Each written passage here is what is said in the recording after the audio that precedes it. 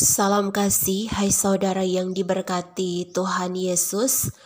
Mulai tanggal 8 sampai 14 Oktober 2023, warga Gereja Masihi Injili di Minahasa membaca dan merenungkan firman Tuhan dari kitab Mazmur pasal 104 ayat 1 hingga ayatnya yang ke-18.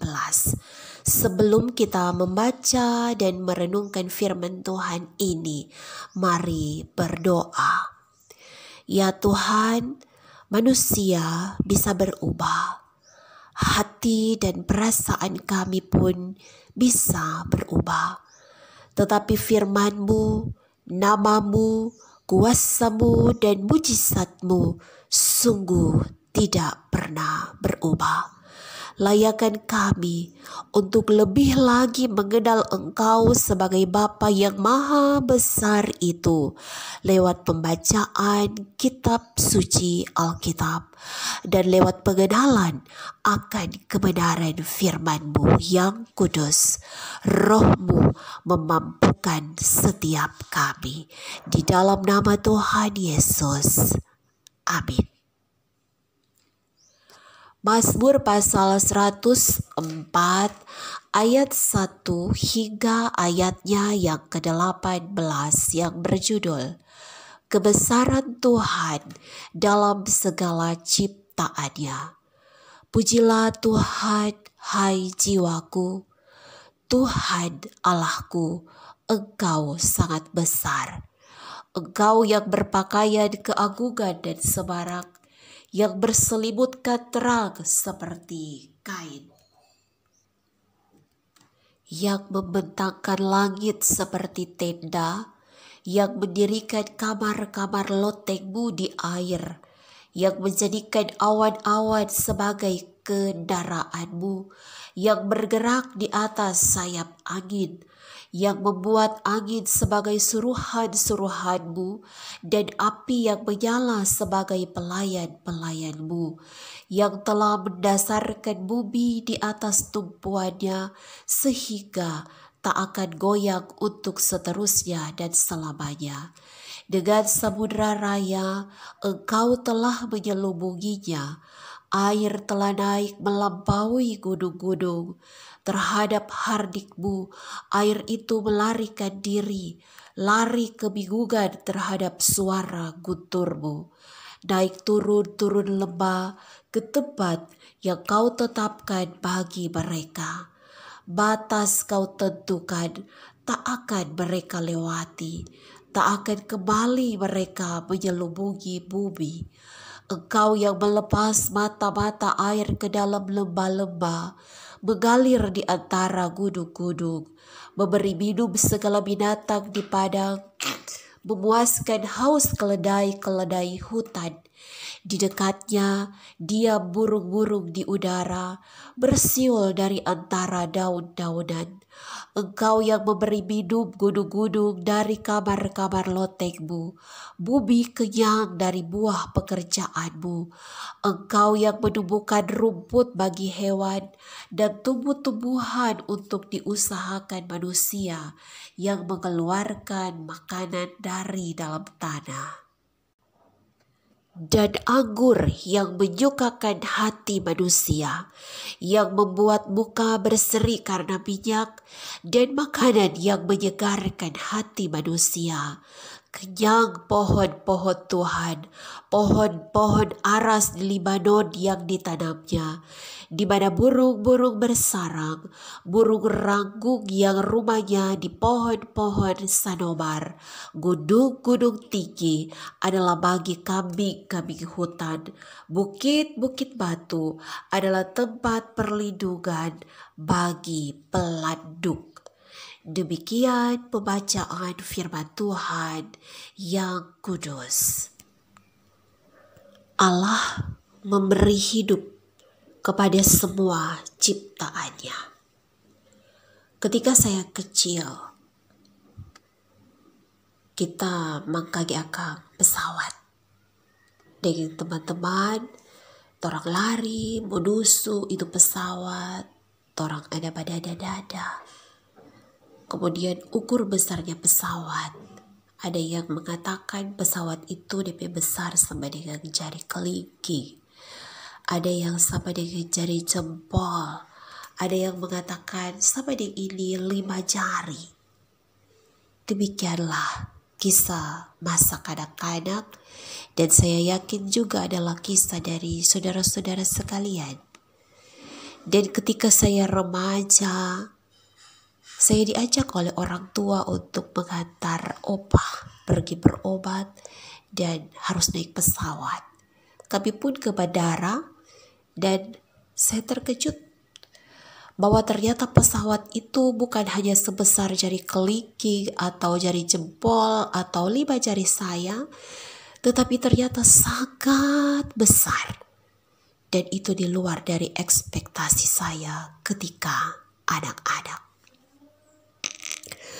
Jemaat yang Tuhan Yesus kasihi, dari kisah ini kita dapat belajar bahwa jika jarakmu dengan Tuhan itu jauh, engkau tidak akan melihat kebesarannya. Semakin dekat engkau dengan Tuhan, engkau akan melihat kebesarannya yang ajaib. Artinya, kedekatan kita dengan Tuhan menentukan pengakuan dan kesaksian iman kita tentang kemuliaan Tuhan. Mari kita baca kembali ayat 1 dari Mazmur pasal 104 yang dimulai dengan kalimat, "Pujilah Tuhan, hai jiwaku." Bukan menggunakan kata haleluya yang artinya pujilah Tuhan, hai kamu sekalian. Bukan menuju kepada orang lain, tetapi pada diri pemazmur sendiri. Haleluya terdiri dari 3 suku kata, halel, dan ya. Halel pujilah, hai kamu sekalian, yaitu Yahweh yang oleh orang Israel tidak boleh disebutkan, dan karena itu mereka menyebutnya dengan Adonai.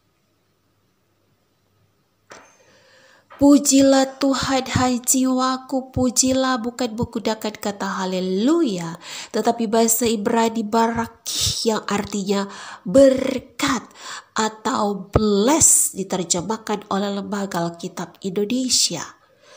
Yang oleh King James Version, bless the Lord of my soul. Mungkin kita bertanya, kenapa bless? Apakah pemazmur harus memberkati Tuhan? Sebenarnya tidak. Karena bless atau berkat itu lawan katanya adalah kutuk. Dan kutuk adalah sebuah perkataan kotor, sumpah serapah yang ingin mencelakakan dan membinasakan orang lain. Sebaliknya, bless adalah ucapan-ucapan yang baik, yang menguatkan, yang meneguhkan, yang memberkati. Sehingga kata baraki atau pujilah Tuhan, hai jiwaku, diterjemahkan dengan kalimat ucapkanlah kata-kata yang benar dan baik, tanda pengagungan kepada Allah. Kita lihat di ayat 1, ketika pemazmur berkata, pujilah Tuhan, hai jiwaku.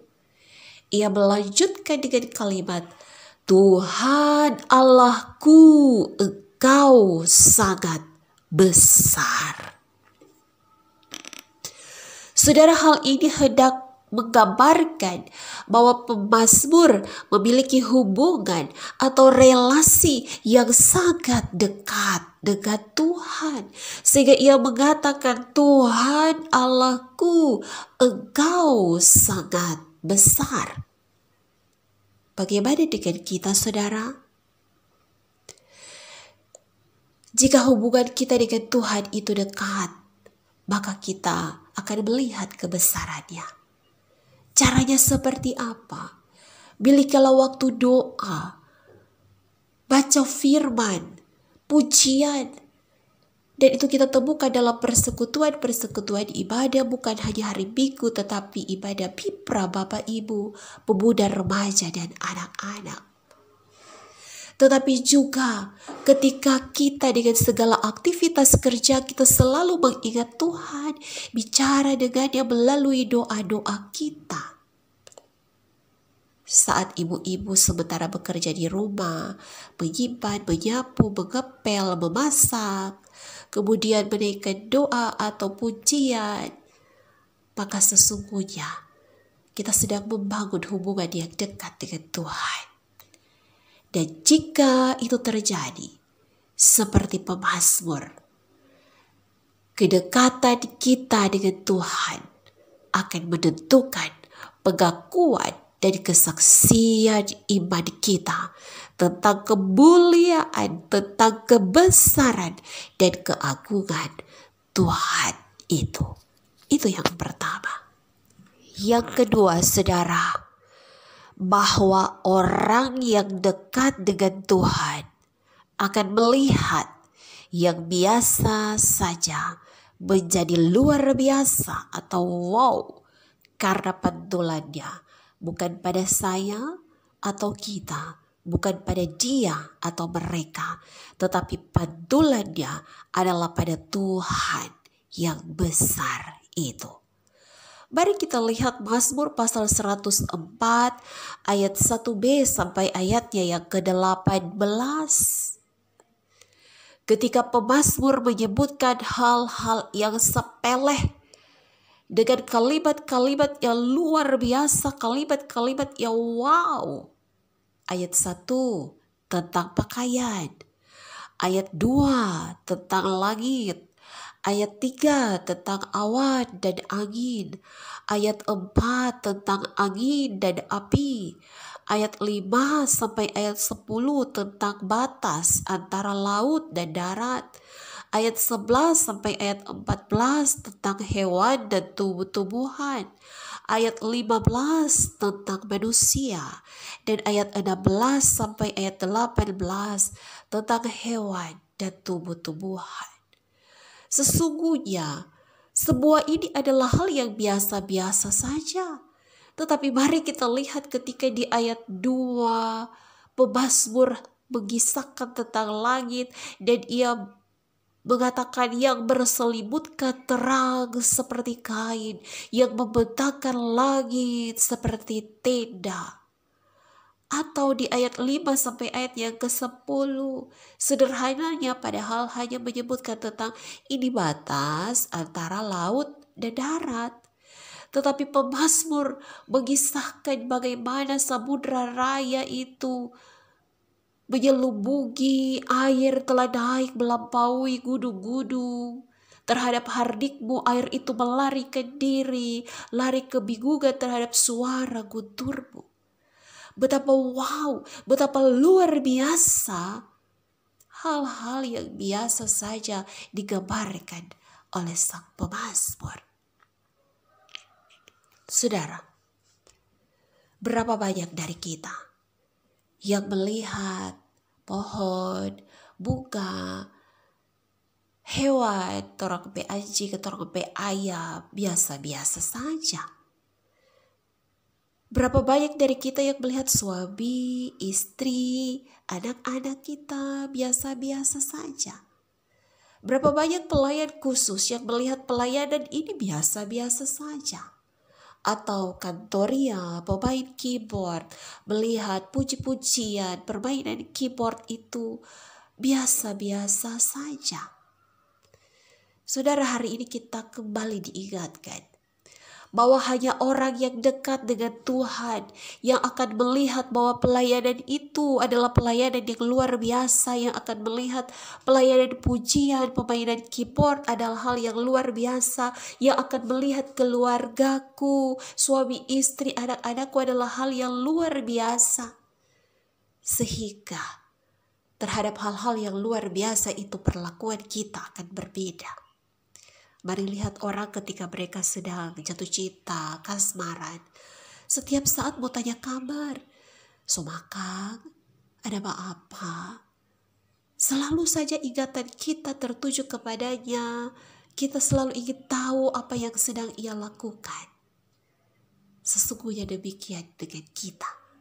Ketika kita dekat dengan Tuhan, maka kita akan selalu melihat apa yang kita kerjakan itu adalah hal yang luar biasa, termasuk lingkungan, termasuk alam semesta.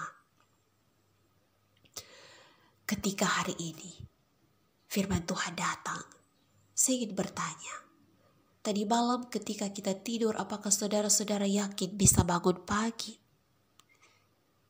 Orang Israel, saudara, ketika hendak tidur, mereka berdoa, Beadeka hafik rohul, into your hands I commit my spirit. Yang artinya ke dalam tanganmu kuserahkan nyawaku. Bahwa roh mereka ketika tidur mereka titipkan kepada Tuhan.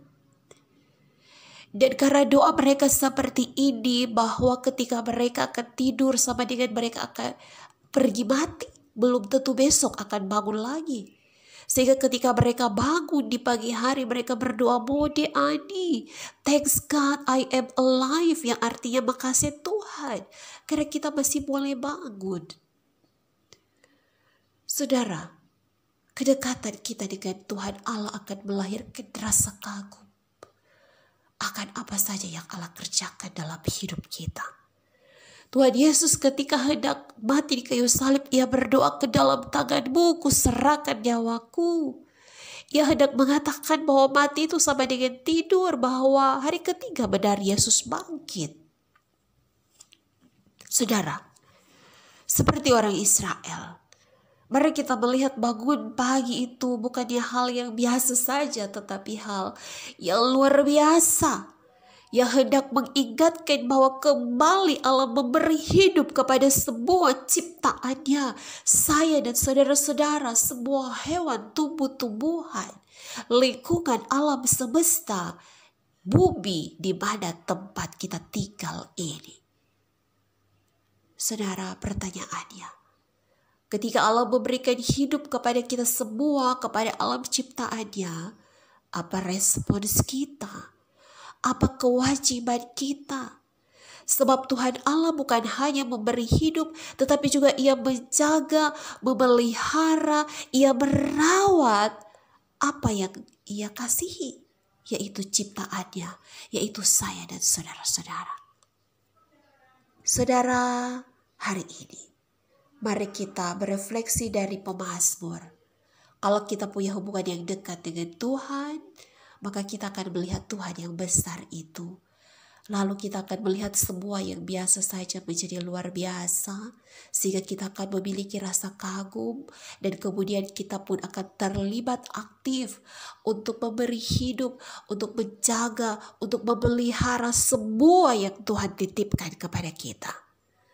Mulai dari diri kita sendiri, kesehatan kita, selanjutnya keluarga kita, pelayanan kita, alam semesta, lingkungan sekitar, untuk kita tidak membuang sampah sembarangan, untuk kita menjaga kelestarian alam, sehingga seperti pemazmur kita akan berkata, Bless the Lord of my soul, pujilah Tuhan, hai jiwaku. Amin. Kiranya kita semua diberkati lewat pembacaan dan perenungan firman Tuhan ini. Sampai jumpa lagi. Damai di hati. Shalom.